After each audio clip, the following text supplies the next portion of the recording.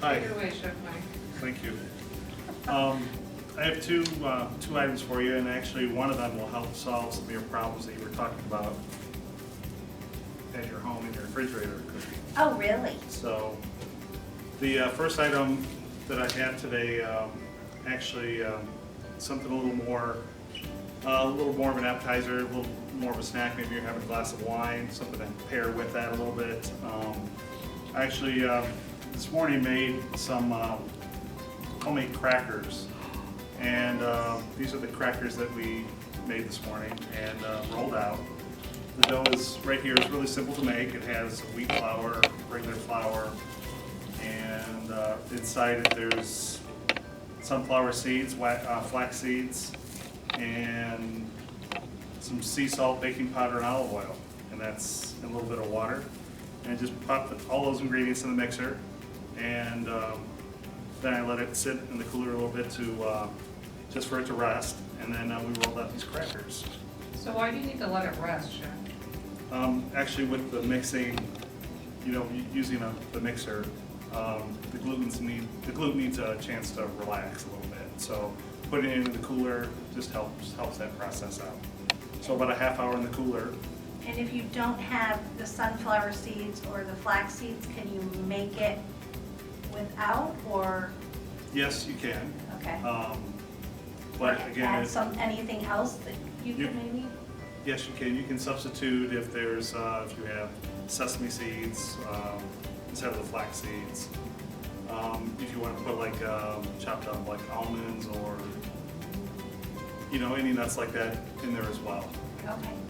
I was telling Chef when he was talking about making the crackers that I actually saw a really unique recipe when we talk about like food waste and things like that. I personally made almond milk at home before. You blend up your almonds in the blender and you get this milk product that you can use in your cereals and baking and whatnot.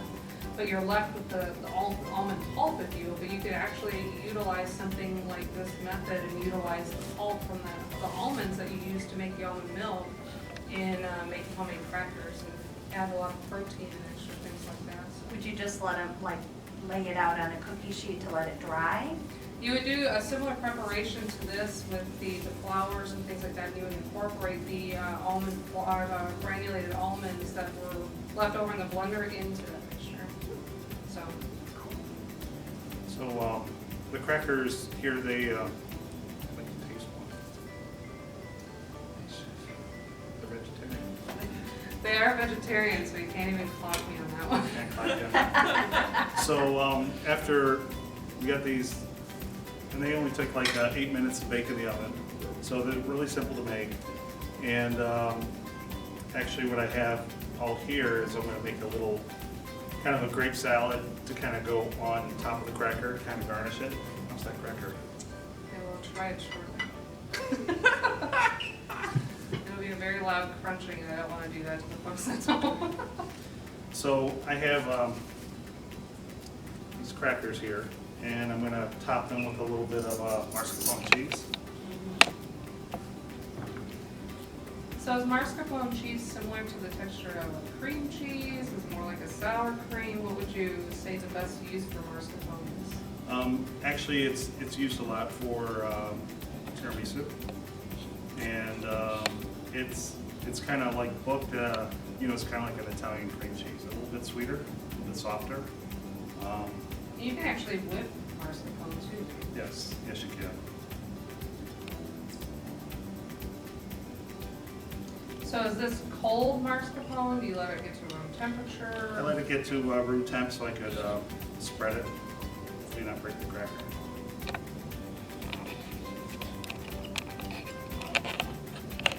Could you add herbs or any spices to this? You most definitely can, but right now I'm going to add, I have some grapes here, I have some scallions, and I have some chopped up fennel. And I'm going to make a little, kind of like almost like a little salad with the grapes, with the fennel, and the scallions. So, Chef, I noticed those grapes are so perfectly cut. Did you do those by hand or did you use a tool? I used my hand. I tried using the mandolin, but it was I don't think the blade was sharp enough, so I tried to get away with that. So when you cut your grapes, did you do one at a time? I did them one at a time. So can I give you a hack?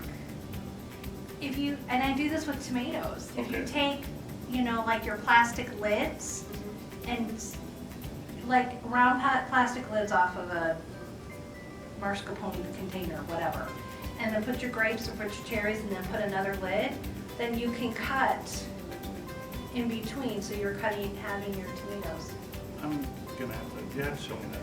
You can use like two dinner plates, one upside down, the other one the other way, and you use the plates to guide the knife. So you can Yeah, slide so it's it like over. you're sandwiching, the lids are the bread, and the tomatoes are inside, and then you just slice it. Because then you don't are cutting one tomato or one grape at a time. Yeah. That's pretty quick. It went pretty quickly. Okay. Chef is old school. He's very old school. You have to show me. I was just trying to make it quick. I have also to kind of give it a little zip to it, a charred serrano pepper. Kind of looks like a mustache.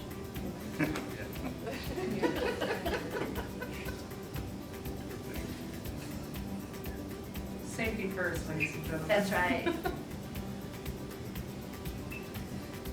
So all of our culinary team wear these funny colored gloves in the kitchen, isn't that right, Chef? Yes, they do. Keeps our staff, so they come to work safe and we send them home safe. So we want them to keep all their digits intact when they leave the doors for their shift.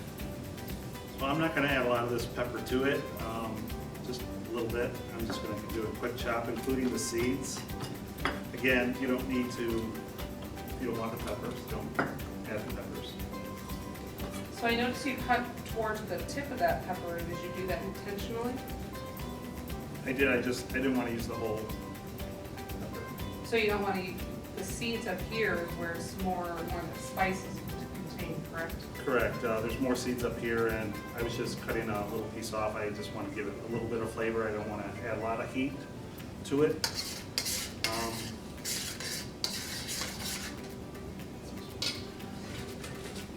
So in the bowl I have the grapes, I have the fennel, I have the green onions, a little bit of the pepper, I have some olive oil and some lime juice.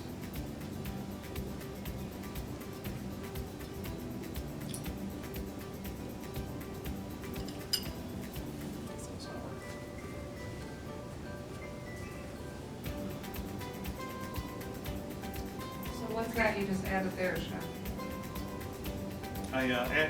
Prior to this, I added some lime juice and olive oil, and lime juice is kind of tart. So I just add a little honey to it just to adjust the flavor a little bit. Yeah, honey's a great way to add some sweetness without adding refined white sugars. It also is lower on the glycemic index, so it's a great substitution when you're making vinaigrettes or you're looking for a sugar substitute that's more on the healthy side. It also contains a lot of natural antioxidants. Did you know that honey is the only food in the world that technically doesn't have an expiration date? What? Yeah, it's the only food that doesn't technically expire.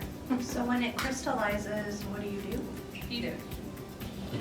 Just heat it up. Heat it up and then the kitchen hacks. However, we do not keep honey forever. We only maintain a one-year shelf life on all of our products in dry storage. But at home, you technically do not have to throw out your honey. You can actually repurpose it or reheat it to remove the crystals. Doesn't last that long. Yeah, I was gonna say it doesn't last that long anyway. So I have the crackers. I put a little bit of that grape salad on there. Cook, you want to come and try one? Sure. Anybody else want? I have 3. You made 3? Gotta get to it on one of these days. Come back, you want one? All right, I'll take one. Come get one then. All right. You work hard back there as my I work hard production, up there. my production manager. Oh, these are very cute, sliced. Now, see, my hack wouldn't work on it, slicing. It's like a hacker hack. I don't know that mandolin sounds any easier than Yeah. doing by hand, I tried it. but I know nothing. A lot of people have a fear of mandolins, probably rightfully so. That's good. I have such a Good fear. little kick, A little bit, a little bit. yeah. I have such a fear of mandolin, I don't even think I should wash it. Should leave that for the cook. Very. I love this. So a nice glass of wine is something to pair it with, so. Where's the wine? Well, Does it matter if it's red or white wine? I think for Depends that, on it your needs to be grapes. what you prefer. Yeah. Exactly. Uh-huh. Red wine with the red grapes. I was gonna say, so I know you made this with red grapes, can you substitute the white grape? Yes, you can, and again, kind of what Cookie was saying before we came on was she has some of these things, you know, in her refrigerator, they're just kind of hanging out there. I mean, you know, like you were saying, you know, instead of, if you don't have flax seeds or if you don't have the sunflower seeds, you can substitute another seed with that. And this next item that I have here is, you know, we're gonna do a quick little grain bowl. And it doesn't have to be this specific, like, I have some couscous here with some garbanzo beans. It could be farro, it could be rice, if you have some rice in your fridge left over. If you have some broccoli left over, I brought down some carrots, I have a tomato, I have some grapes and some parsley. It could be anything that you have laying around in your cooler, in your fridge, that's still good to eat, and something else you want to add to your meal, add to your lunch, it could be your dinner. My wife and I actually make these quite often. It's something we don't feel like cooking, you know, you just add a protein to it and you're good to go. So let me get started with this real quick. So Chef, I know you called this a grain bowl, do you know how many grains there are? No, I don't. Any guesses from the audience? Is there actually grain in it? In this particular dish? Technically, yes. Although couscous is not technically itself a grain, it's technically a pasta. I think there's at least 12 grains because I buy 12 grain bread. At least 12, that is correct. There's more than 12. Any other guesses? 26. I was gonna say 12. 21. 21. There are 21 grains that you can technically consume. The more commonly known ones are barley, buckwheat, bulgur, corn, farro, millet, oats, quinoa, rice, rye, spelt wheat, and wild rice. So I thought those you are were the more talking common. about how many are in the bowl. Oh, That's well, that what would be I was a large inflation of that number. So for this one, I actually just took the couscous. I prefer the Israeli couscous, which is a bit bigger. The Moroccan couscous, I think is more for salads type thing, but it's a bit heartier than couscous. And I also have some chickpeas in here as well. Some great added protein, sneaking them in there, Chef. For us vegetarians. Yes. So, at this point, again, you can add what you have on hand, what you prefer to eat.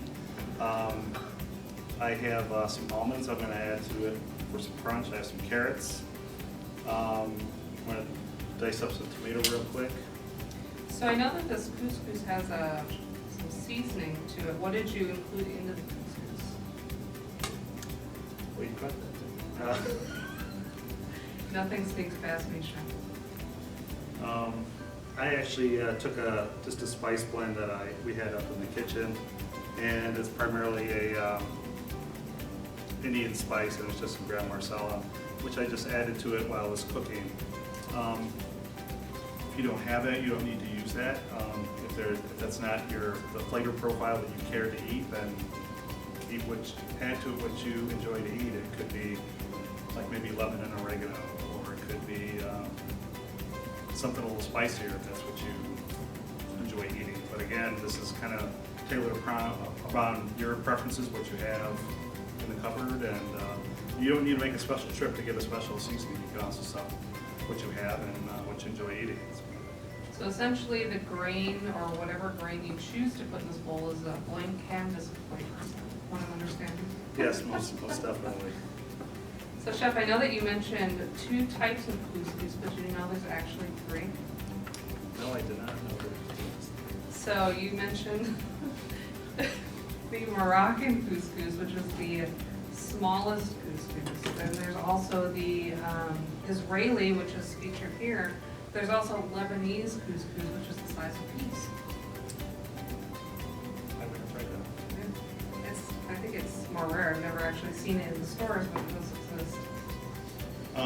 Also, for this vinaigrette that I have here, it's actually really interesting because it's not just olive oil or vinegar. It actually has in this vinaigrette, it actually has green grapes in it. There's lemon juice, olive oil, cilantro, and salt and pepper. So it has a little more body to it. Yes, thank you. And it actually has really vibrant color to it, and the cilantro and the grapes kind of add to that. Actually, grapes kind of add some more fiber to it, and then also add some sweetness to it as well. Don't forget all those essential vitamins and minerals back in there too, Rich. Most definitely. And here you can add just as little bit as you like or as much as you like. And I also have a chicken breast here that I grilled off. So Chef, this does have quite an interesting color to this chicken. Why don't you tell us what you seasoned the chicken with? I was going into the storeroom and kind of found what we had. I thought it'd be an interesting pairing with it, and it actually is a sriracha powder that I added to it with a little bit of olive oil. Beth And- gets to try this. Okay. So I added olive oil with the sriracha powder, and then just let it sit for a little bit, and then I grilled it off. And again, this could be what you have in your cupboards at home. It could be just salt and black pepper. It could be garlic and lemon. So again, you have this blank canvas, and what you create with it is what you're going to be ending up with a great meal. And something like this is quick and simple, and you can make it ahead of time. If you're, if you're cooking chicken one night, you can, add some seasoning to a couple more and just cook them all at one time, and so you have it chilled and ready to go. We have some almonds to put on top for a little crunch, and a little great for some color. And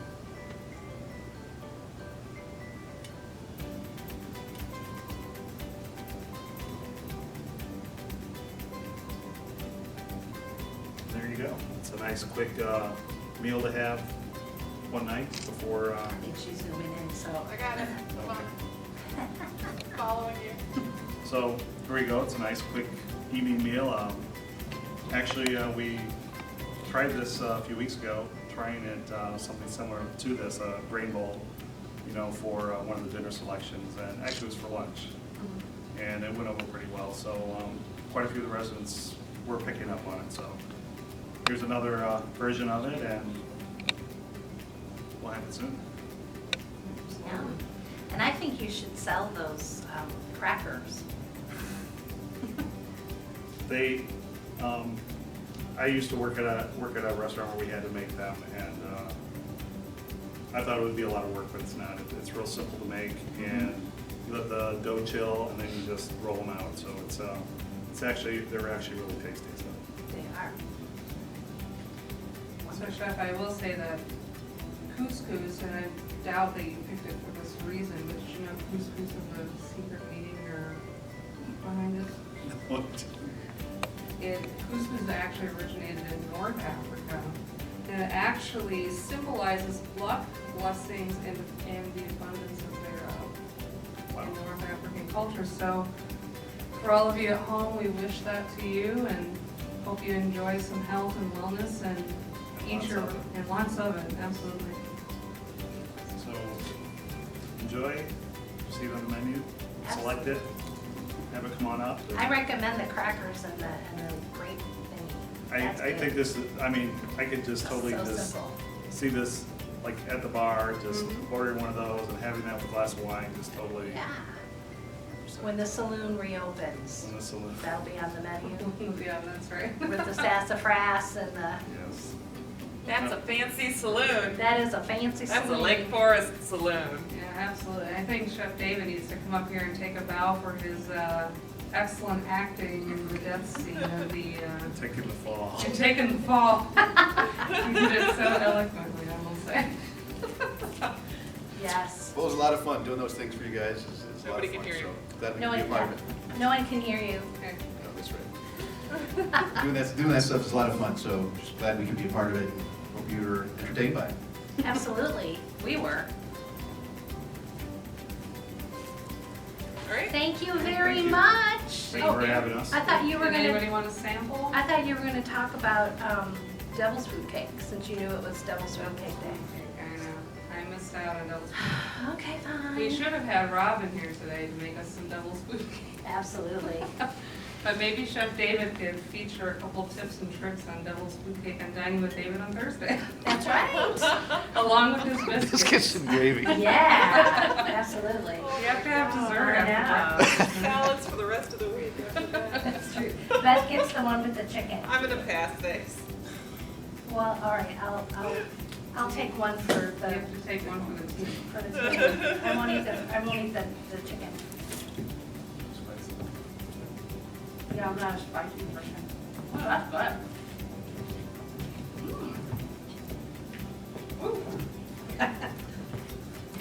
Okay.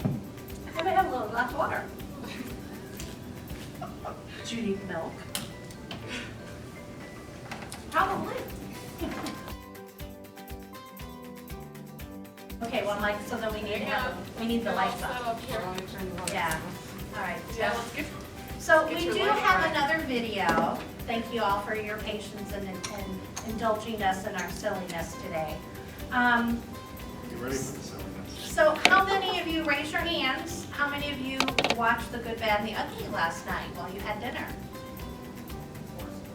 Okay, I can see 2 people in this room. The rest of you stay, it's like 3 hours. in your homes, I hope you enjoyed it. We have a condensed version of The Good, the Bad, and the Ugly. So, let me get it cute. Oh, wait. I gave you the microphone, so there's no sound. Stephanie, Here. hold on. Why isn't it pausing? Okay, because we gotta have sound. Underneath the thing, okay. Let me get it back to the beginning.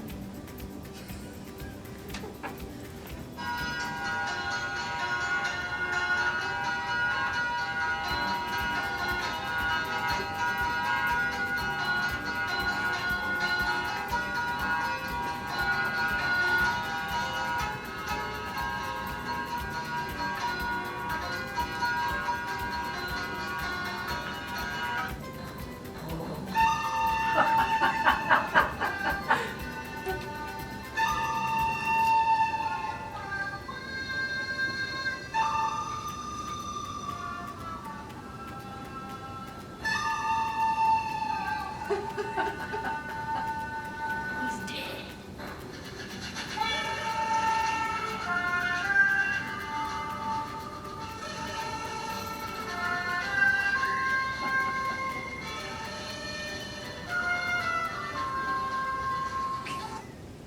That is awesome. Isn't that fun?